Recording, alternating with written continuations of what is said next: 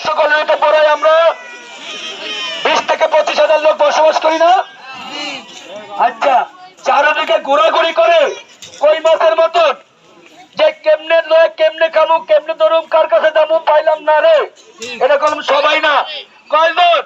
মাত্র হাতে গোনা 10 থেকে 12 জন এই বস্তির ভিতরে। আপনারা কি করেন এগুলো? আপনাদের কি কেউ এই লোক দেখাইতে পারে? আমরা কি চাই? আমরা গরিব মানুষ, আমাদের সবার আগে কি দরকার? পুণ্যবাসন।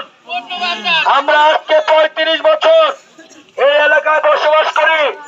বিপদে আপদে আমরা সবাই একত্রিত ভাবে ছিলাম।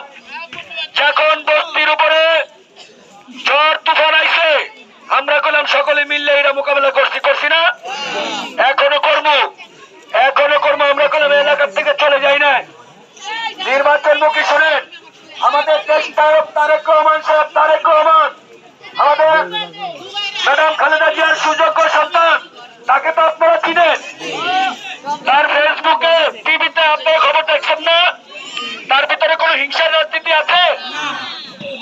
তার ভিতরে নাই, তার মার ভিতরে ছিল না, এদের কারো ভিতরে নাই। এরা সব সময় কি চায়?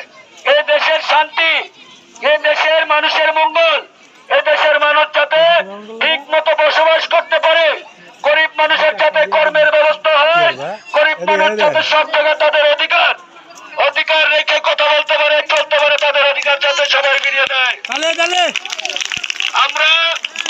আমি আবারও বলি, আপনাদের আগে কথা বলার জায়গা ছিল না।